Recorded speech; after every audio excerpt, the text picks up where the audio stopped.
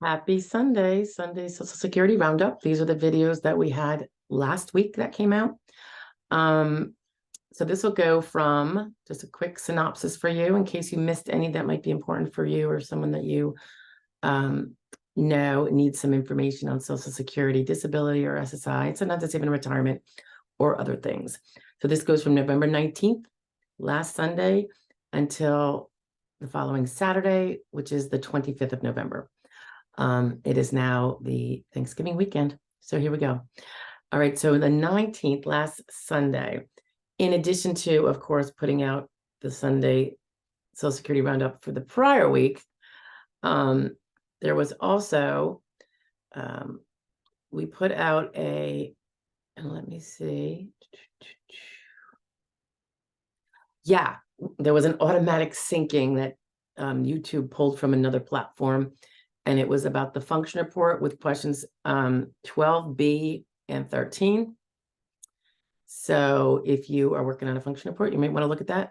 Of course, all of our function report videos, which go question by question most of the time, so you can pick and choose and cherry pick which ones you want, which ones you're working on as you do your function report.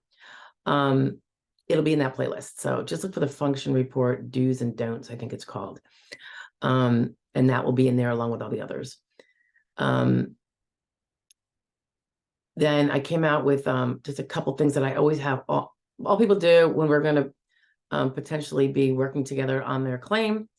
It's two really easy things that everyone should be doing, whether or not you have an attorney or not, before you file your application. They're really quick too, but to me, they're important things to do. It's going to potentially make a difference in some of the information you file with. On Monday, the 20th, we go over a circuit court opinion briefly. It happens to be my circuit, the Third Circuit out here in Pennsylvania. And they were talking about the requirements for ALJs to review subjective pain complaints and how and what you will need to make sure your subjective pain complaints aren't largely disregarded as not being fully representative or reflective of what's going on with you. So they kind of explain a little bit of what you really need to do instead of just making a complaint. Just talk is cheap, right? So take a look, see there. That would be one, I think, for almost every claimant, certainly people with physical impairments. Usually there's pain, not always, but usually. On the 21st, we're talking about function report, another function report issue, which was funny because how they pulled up this old one, like I was saying before on question 12B and 13, happened to be the same week. We were putting out a new one about the function report, question number 13, about meals and how you do or do not prepare your meals or any other meals. It's an important one, but as I always say, every question on the function report is actually important. As innocuous as they may seem, there is a reason that it's there. They're not going to just put it there for no reason. So it's really important to know the nuances and where you can be steered wrong if you're too vague, if you're not more precise, or if you're overly precise where it's not required and you do it in a way that's hurtful. Okay. And that, believe it or not, it can happen with meals. The 22nd, November 22nd, we talked about whether you can have too much medical treatment that can make your case look bad.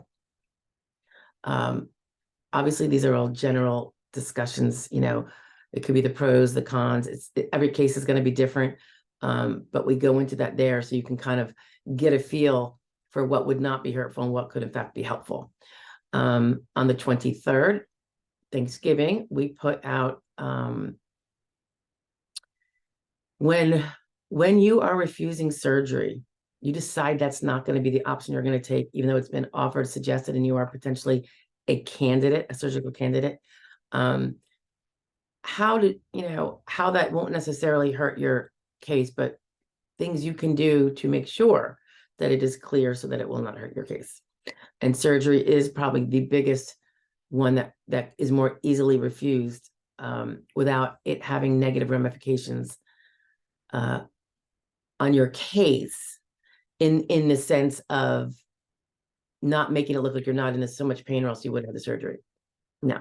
So take a listen there if you are not having a surgery or you're contemplating not having a surgery. That might give you a little bit of insight that you can pursue to figure out what you're going to do and how you're going to do it. On the 24th, Friday, another pulled out of the ether by YouTube from another platform.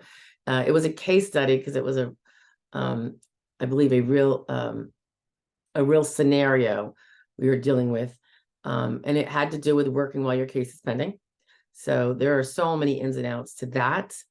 And I know a lot of people who work while their cases are pending. So it's just very important that you do it in the right way. And that'll give you some tip on that. And then also on the 24th, well, of course, we had our fraud law review. And that one concerned a bomb threat at the Augusta, Georgia local field office. And what occurred there recently, that the OIG, put out a report on because the person was caught. And then, so that's our standard Friday, always throwing out a little crime there, a little news.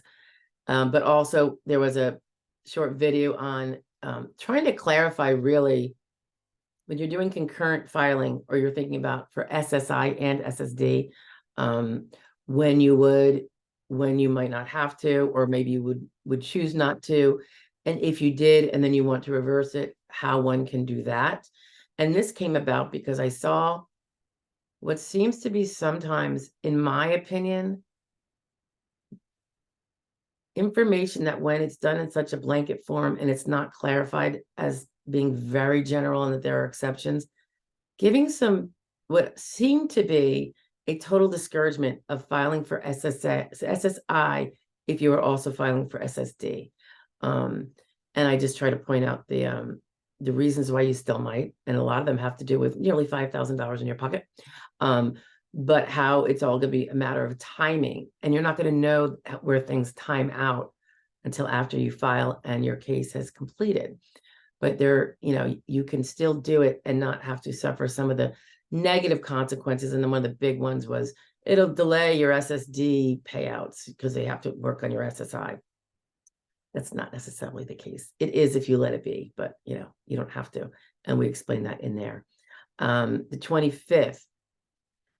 25th, Saturday. Oh yeah, the SSA came out with a announcement on November 16th. And they're very into trying to really educate the public on scams and cons. And I'm huge into this because it's probably my biggest pet peeve in this whole world is consters taking advantage of other people, stealing from them, basically. So the SSA's announcement gave a list of things that you can look for in communications from somebody claiming to be related or associated with the SSA. And if you see any of these, it's a scam and walk away. Don't even respond. So that's kind of listed in there. And I think I have a link to the actual article if you prefer to read it. And that would be in the comments below. All right. So that was it for the week. I hope everyone had a wonderful Thanksgiving, and I'll see you next week. All right. Ciao for now. Bye.